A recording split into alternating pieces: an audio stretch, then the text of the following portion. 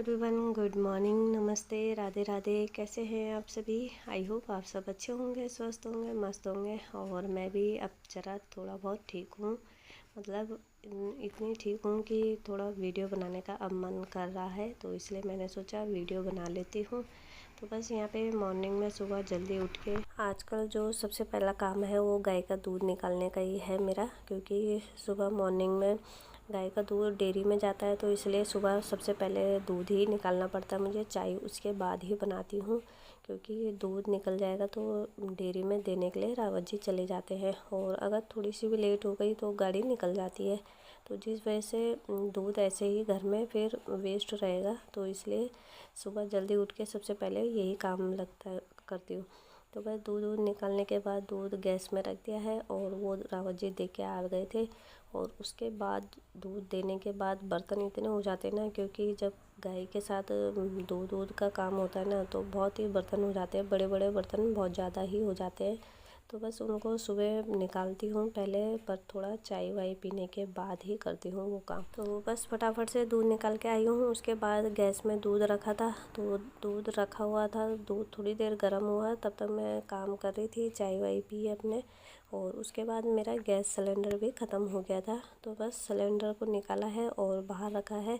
और उसके बाद सिलेंडर वाली जो जगह होती है ना, वो डेली इस तरीके से क्लीनिंग नहीं हो पाती है अच्छे से साफ़, क्योंकि कॉर्नर है, कॉर्नर वाली जगह होती है, तो वहाँ सफाई करने में सब बर्तनों को इधर उधर करना पड़ता है। तो बस जिस दिन सिलेंडर खाली होता है या जिस दिन आटा चावल खाली होते हैं, उस दिन नीचे की बहुत ही अच्छी तरीके से क्लीनिंग करती हूँ साफ़ से, और ताकि जो नीचे की धूल मिट्टी है वो अच्छे से क्लीन हो जाए। घर के कामों को हमें इस तरीके से करना चाहिए ताकि हमको ज़्यादा थकान भी ना लगे और काम भी आसान हो जाए। तो बस वहाँ पे अच्छे से क्लीनिंग करी है मैंने। उसके बाद जो मेरा किचन का पोछा है उसे अच्छे से साफ़ कर दूँगी, और जितने भी नीचे जाले या लगे हुए रहते हैं कोने कार्नर में, उनको अच्छे से साफ़ कर दिया है। और सिलेंडर के नीचे जो सिलेंडर की निशान पड़ जाते हैं ना, उनको अच्छे से साफ़ कर दिया है। तो बस साफ़ करने के बाद अब फटाफट से पोछा लगा दिया है नीचे, और अब फटाफट से लगा दूँगी पूरे किचन में अच्छे से झाड़ू। किचन की क्लीनिंग करते करते मतलब चाहे हम डेली भी क्लीनिंग करेंगे ना, तब जाके भी किचन की हालत ख़राब हो ही जाती है, क्योंकि किचन में कुकिंग होता है, खाना बनता है, कई काम होते हैं, तो जिस वजह से सामान फैल ही जाता है किचन में। तो बस यहाँ पे सफाई में झाड़ू लगा ही रही थी, तो तब तक रावत जी सिलेंडर ले आए थे, क्योंकि मैंने तो खाली सिलेंडर बाहर रख दिया था, लगाया नहीं था। तो बस रावत जी आए थे तो उन्होंने देखा, वो उठा के ले आए थे भरा हुआ सिलेंडर। और जो भरे सिलेंडर होते हैं वो मैं गौशाले में रखती हूँ, मतलब गाय वाले रूम में, क्योंकि गाय का जो रूम है वो काफ़ी बड़ा है, तो इसलिए वहाँ जो एक्स्ट्रा सामान होते हैं ना, उनको वहीं रख देते हैं। तो बस सिलेंडर भी मैं वहीं रखती हूँ, जब ज़रूरत होती है तब जाके लेकर आती हूँ। तो चलिए, रावत जी तो सिलेंडर ले आए थे और वो सिलेंडर लगा रहे थे, तो बस दूसरे कॉर्नर में मैं अच्छे से क्लीनिंग कर रही थी, क्योंकि जहाँ मेरे आलू प्याज रहते हैं ना, वहाँ पे भी मतलब हम कितनी भी सफाई करते हैं ना किचन में, फिर भी जाके किचन गंदी हो ही जाती है। कितना भी चीज़ों को संभालते हैं, पर फिर 2 दिन तो सही रहता है, तीसरे दिन जाके सामान फिर से वैसे ही हो जाता है। पर ये भी हम लोगों के लिए एक मतलब बोलते हैं ना कि घर का काम करने का तरीका ही है, क्योंकि जब घर की हालत डेली वैसी नहीं होगी तो हम लोग करेंगे क्या। तो इसलिए घर की हालत फिर से वैसी होती है, और हम फिर से अपने घर की क्लीनिंग करते हैं और रोज़ नए नए तरीके से घर को ऑर्गेनाइज़ करते हैं। तो बस यहाँ पे मेरे जो आलू प्याज की करनी थी उसको मैंने अच्छे से साफ़ कर दी थी, और रावत जी से मैंने आलू भी मंगाए थे, क्योंकि अभी वो जस्ट दुकान से ही आए थे, तो क्योंकि कुछ सामान ख़त्म हो गया था, तो मैंने वो मंगाए थे। तो ध्रुव को आलू के पराठे खाने थे, तो वो जस्ट आलू अभी ही लेकर आए थे, तो मैंने फटाफट से जो आलू की कंडी थी, आलू ख़त्म हो रहे थे, तो उसको अच्छे से झाड़ दिया और साफ़ कर दिया था, और जो नए आलू अभी लाए थे वो उसमें लगा दिए थे।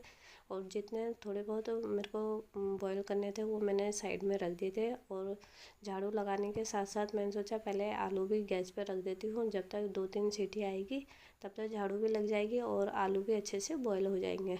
तो बस यहाँ पे आलू को धो दिया है मैंने, और इसको रख दूँगी गैस में, और फिर लगा लूँगी अपनी झाड़ू कंप्लीट कर लूँगी। तो बस वहाँ पे जो कॉर्नर था वो भी मैंने अच्छे से साफ़ कर दिया था, और वहाँ पे फ्रिज पे भी कपड़ा मार दिया था, क्योंकि मेरी फिर जब बार बार गंदी होती है ना तो मैं साथ ही साथ कपड़ा भी लगाती रहती हूँ फ्रिज के अंदर, क्योंकि अब फ्रिज के जो अंदर सामान है वो कांच के होते हैं तो वो बहुत ही जल्दी गंदे हो जाते हैं। दूध के बर्तन रखो ना तो दूध के निशान जल्दी पड़ जाते हैं उनमें, इसलिए डेली जब भी फ्रिज से कुछ सामान निकालना हो तो साथ ही साथ कपड़ा भी लगा देती हूँ, मार देती हूँ, ताकि फ्रिज अंदर से साफ़ रहे और काफ़ी ज़्यादा दिन में मतलब फ्रिज साफ़ करने का टाइम मिले, जल्दी गंदी ना हो फ्रिज। तो बस फ्रिज को ऊपर से ही बाहर से भी अच्छे से साफ़ कर दिया था मैंने।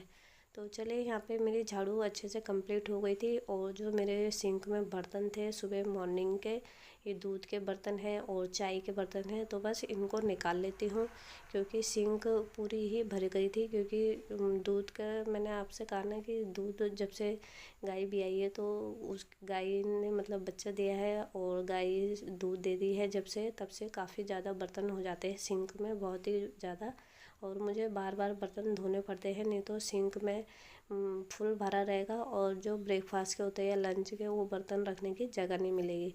तो इसलिए सुबह मॉर्निंग में सबसे पहले यही काम करती हूँ, और उसके बाद जो काम करने के बाद जो बर्तन होते हैं पहले उनको निकाल देती हूँ, फिर ब्रेकफास्ट करते हैं। और इसलिए मैं सुबह जो रात के बर्तन होते हैं सुबह मॉर्निंग में फटाफट से उनको स्टैंड में लगा देती हूँ, ताकि कंडी खाली रहेगी तो मुझे बर्तन धोने में ईजी हो जाएगा।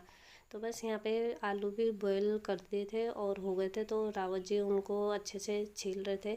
तो बस उन्होंने ये जो प्रेशर था आलू का उन्होंने दे दिया था कि इसको भी निकाल लो, फिर नहीं तो आपके लिए बर्तन ज़्यादा हो जाएंगे। तो मैंने भी सही किया उन्होंने कि पहले ही मुझे निकाल के दे दिया, क्योंकि जो बड़े बड़े बर्तन होते हैं ना उनको धोने में थोड़ा ज़्यादा टाइम लगता है, तो बस इसलिए वो जो प्रेशर था उन्होंने पहले ही दे दिया था और आलू छील के रख दिए। तो मैंने सोचा फटाफट से इनको प्रेशर को भी धो देती हूँ, बर्तनों को निकाल देती हूँ, और उसके बाद आराम से ब्रेकफास्ट बनाऊँगी। तो बस यहाँ पे मैंने सब बर्तन धो दिए हैं, और साथ ही साथ सिंक को भी साफ़ कर दूँगी, ताकि सिंक ज़्यादा गंदी ना रहे। जितना भी सिंक में थोड़ा फूड गिरा होता है, जूठा गिरा होता है, उसको उठा के डस्टबिन में डाल देती हूँ। तो बस यहाँ पे सिंक भी साफ़ कर दिया है मैंने, और अब करते हैं ब्रेकफास्ट की तैयारी। तो बस यहाँ पे रावत जी और मम्मी जी अपना कोलगेट ब्रश नहाना धोना कर रहे हैं जब तक, तो तब तक मैं ब्रेकफास्ट रेडी कर ही दूँगी। तो यहाँ पे किचन में जो मेरा पौधा है उसमें मैंने पानी डाल दिया है। सुबह मॉर्निंग में पानी हमेशा डालती हूँ, पर आज मैंने सोचा इसकी अच्छे से गोड़ाई करूँगी, पर अभी थोड़ा टाइम नहीं था तो मैंने अभी सिर्फ पौधे में पानी डाला है, और उसके बाद मैंने सोचा इसको अच्छे से कुदाल से अच्छे से बनाऊँगी, क्योंकि रोज़ डेली पानी डालती हूँ ना तो उसकी जो मिट्टी होती है वो नीचे गमले में छेद होता है तो बाहर आ जाती है, और उससे मिट्टी बहुत कम हो गई है उसमें। तो बस इसलिए मैंने सोचा इसमें थोड़ा मिट्टी भरूँगी, खाद डालूँगी, तब ये पौधा थोड़ा खिला खिला सा होगा।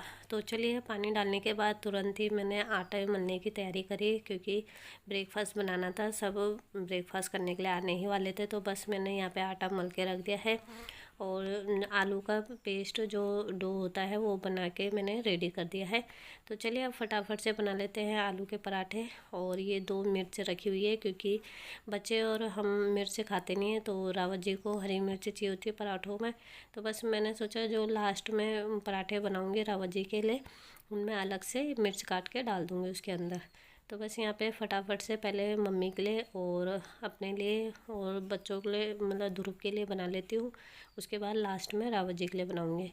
तो बस यहाँ पे मम्मी ब्रेकफास्ट करके चली गई हैं, क्योंकि मम्मी को गरम गरम रोटी चाहिए होती है, वो ठंडी रोटी बिल्कुल नहीं खा पाते हैं। तो बस इसलिए जब मैं रोटी बनाती हूँ तो उनको बुला देती हूँ कि सीधा ब्रेकफास्ट करने आ जाओ, तो इसलिए वो भी साथ ही साथ ब्रेकफास्ट कर लेती है, रोटी बनती रहती है वो खा लेते हैं उसी टाइम।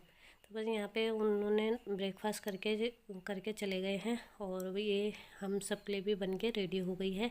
तो बस यहाँ पे जो रावत जी के लिए मैं बनाऊँगी उसमें हरी मिर्च ऐसे ही काट के डाल दूँगी। तो जब से मुझे बुखार आया था ना उसके बाद से मुझे बिल्कुल भी भूख नहीं लग रही है, रोटी खाने का तो बिल्कुल ही मन नहीं कर रहा है, और मन भी कर रहा है ज़बरदस्ती करके 1-2 रोटी खा रही हूँ, वैसे मुझे बिल्कुल रोटी खाने का मन नहीं कर रहा है, खाना मतलब भूख ही नहीं लग रही है।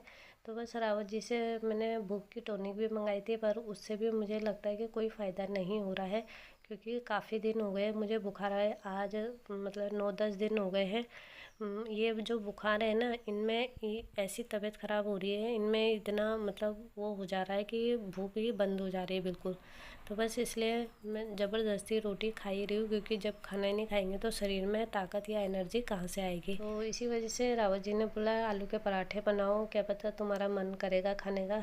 तो बस आलू के पराठे तो बनाए, पर मेरा देख के भी मन नहीं हो रहा था कि मैं रोटी खाऊं, पराठे खाऊं। तो बस मैंने सोचा चलो बना तो दिए हैं, पर सबको घर वालों को ही ब्रेकफास्ट करा देती हूँ, और मन करेगा तो खा लूँगी, नहीं करेगा तो एक रोटी तो ज़बरदस्ती खानी ही पड़ेगी। तो बस यहाँ पे रोटी बन के मेरी रेडी हो गई हैं।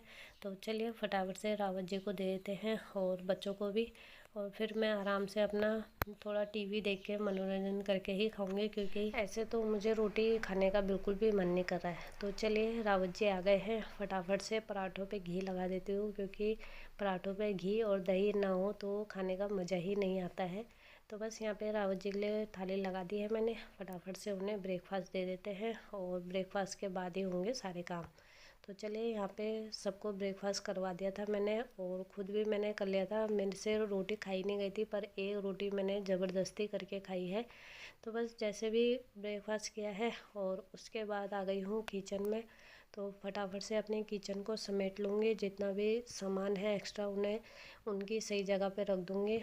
और बर्तन तो जो मैंने धोए थे, उसके बाद सिर्फ खाने के ब्रेकफास्ट की प्लेटें ही हुई थी, तो प्लेटें को मैंने धो के रख दिया है। और उसके बाद काउंटर टॉप को भी अच्छे से साफ़ किया रगड़ रगड़ के, क्योंकि काउंटर टॉप में जब मैं पराठे बनाती हूँ तो आटा चिपक जाता है, तो उसके बाद मुझे काउंटर टॉप को अच्छे से साफ़ करना पड़ता है।